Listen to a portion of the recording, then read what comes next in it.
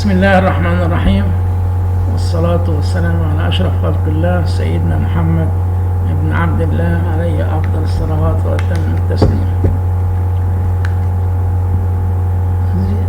The following lectures are concerned with the reproductive system. Firstly, we are going to discuss the female genital system. The female genital system consists of: number one, internal genital organs, which are the ovaries, two uterine tubes, uterus and the vagina. External genital organs or external genitalia, collectively called the vulva. The internal genital organs: the ovary. The two ovaries are pinkish white ovoid structures which are flattened superior-inferiorly. They are homologous with the testes in male. They measure 3 cm long, 1.5 cm wide, and 1 cm thick. The ovary lies near the lateral wall of the pelvic cavity in a slight depression between the ureter posteromedially, the external iliac vein laterally, and the uterine tube in the free margin of the broad ligament anteriorly. The uterine tube curves around the lateral end of the ovary and is attached to it by one of its fimbriae called ovarian fimbria. The ovary is attached to the superior surface of the broad ligament by a very short peritoneal fold called meso-ovarian. Through the ovarian vessels enters its hilum. The medial end of the ovary is attached to the uterus by the ligament of the ovary. The appendix vermiforms, if pelvic in position, may be very close to the right ovary. Vessels and nerves of the ovary. Arteries of the ovary. Each ovarian artery arises from the aorta below the renal artery and descends over the posterior abdominal wall. It crosses the external iliac artery and enters the lateral part of the broad ligament, suspensory ligament of the ovary. Ascends branch through the meso-ovarian to the ovary and continuing medially in the broad ligament, giving twigs to uterine tubes and anastomose with the uterine artery. Veins. Veins leave the hilus and forms bambiniform plexus on the artery. Near the superior aperture of the pelvis, a single ovarian vein is formed, which ascends to ends as follows. The right ovarian vein enters the inferior vena cava, while the left ovarian vein enters the left renal vein. Lymphatics of the ovaries unite with those from the fundus of the uterus and uterine tubes and ascend with the vein to end in the abdominal lymph nodes, from bifurcation of the aorta to the level of the renal vessels. The uterine tubes. Each tube is about 10 cm long. It lies in the free margin of the broad ligament. It possesses two ends, medial end and lateral end. The medial end passes through the wall of the uterus at the junction of the fundus and the body to open in the cavity of the uterus. The lateral end curves around the lateral end of the ovary and is attached to it by one of the fimbriae called ovarian fimbria, opens into the peritoneal cavity adjacent to the ovary.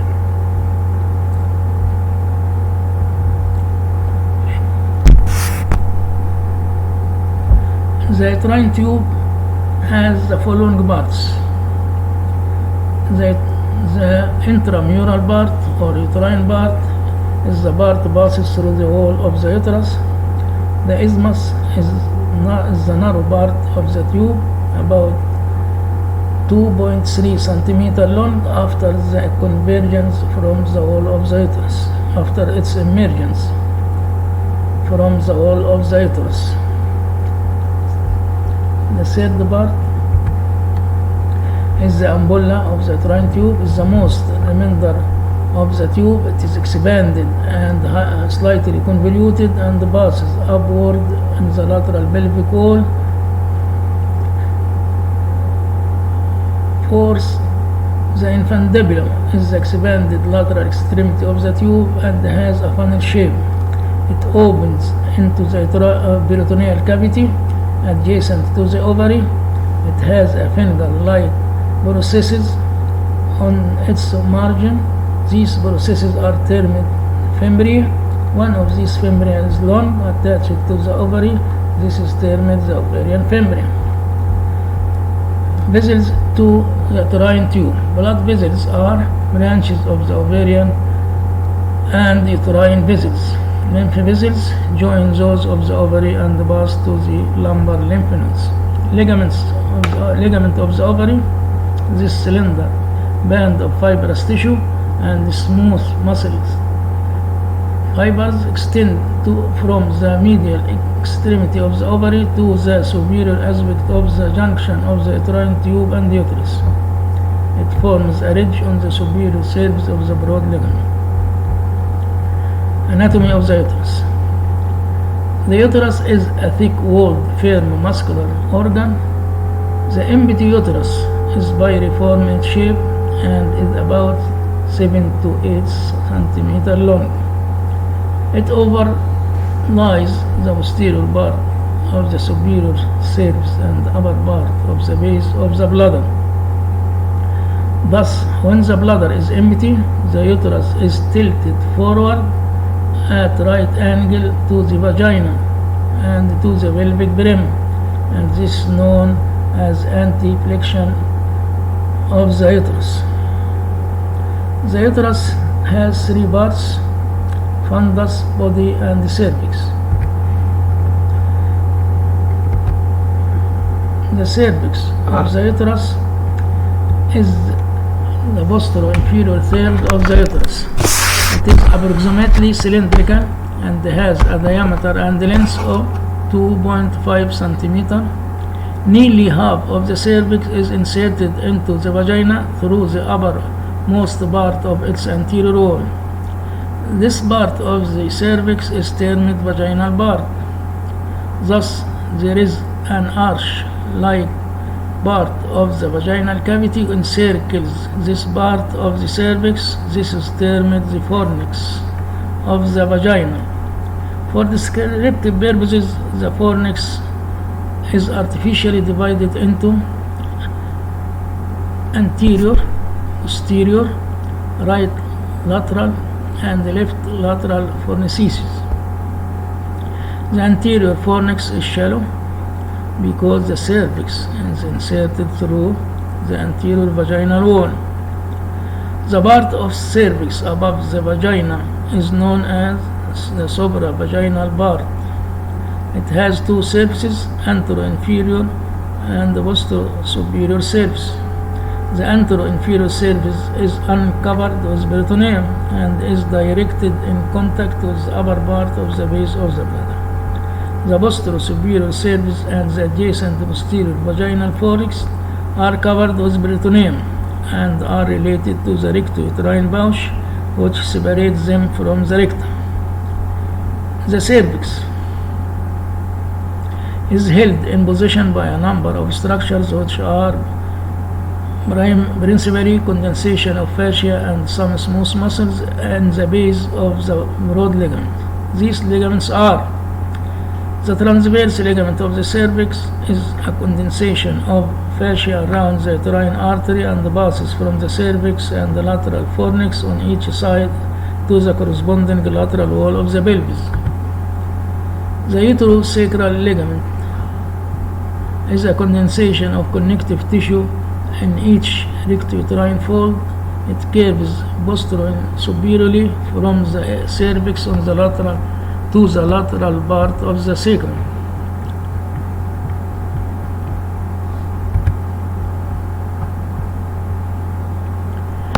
The body of the uterus.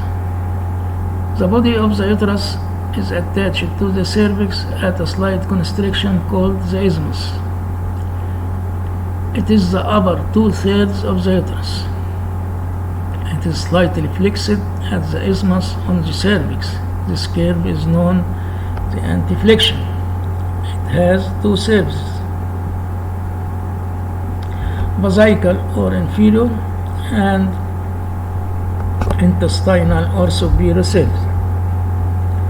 The vesical or inferior surface of the body is nearly flat. It is covered with the peritoneum.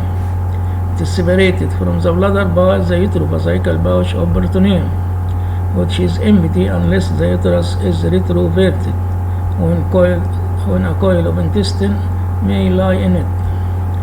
The superior surface of the uterus is covered with peritoneum. It is the convex superior surface.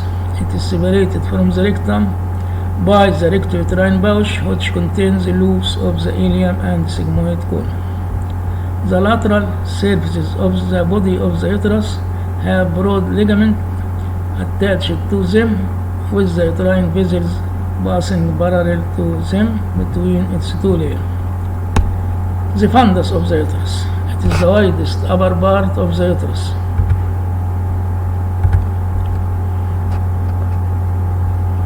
This figure shows the cervical ligaments. This is the cervix, and are the cervical ligaments. This is the position of the uterus and its ligamentous support.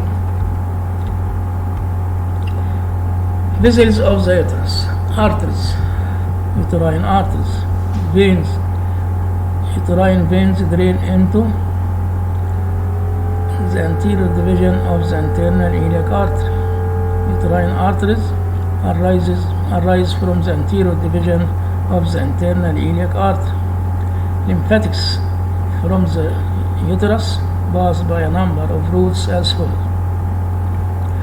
From the cervix, fundus and the body, they pass laterally through the broad ligament to the external iliac lymph nodes. From the fundus, they pass with the ovarian vessels to the lumbar nodes and along the round ligament of the uterus to the superficial inguinal lymph nodes. From the cervix to the internal iliac and sacral lymph nodes. The nerves of the uterus arise from the inferior hypogastric plexus. Now, what are the ligaments of the uterus? Number 1, transverse ligament of the cervix, uterosacral ligament, the round ligament of the uterus. It curves anterolaterally from the uterus at the junction of the fundus and the body till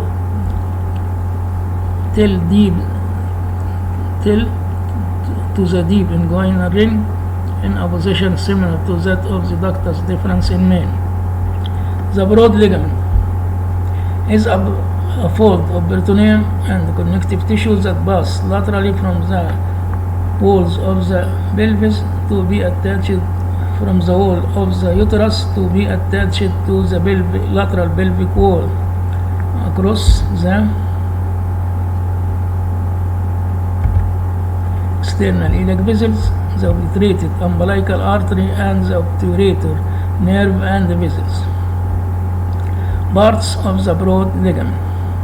The suspensory ligament of the ovary is the part of the broad ligament beyond the end of the uterine tube. The mesosalpinx is the part of the broad ligament between the ovary and uterine tube. The mesometrium or the mesentery of the uterus is the remaining part of the broad ligament. What are the contents of the broad ligament? Uterine tubes in the free margin, parametrium, which is the connective tissue between the two layers, uterine vessels, lymphatics and lymph nodes, nerves. Now we are going to the vagina. The vagina is a tube, extends antero-inferiorly from the posterior fornix to pass between the medial borders of the two levator ani muscles.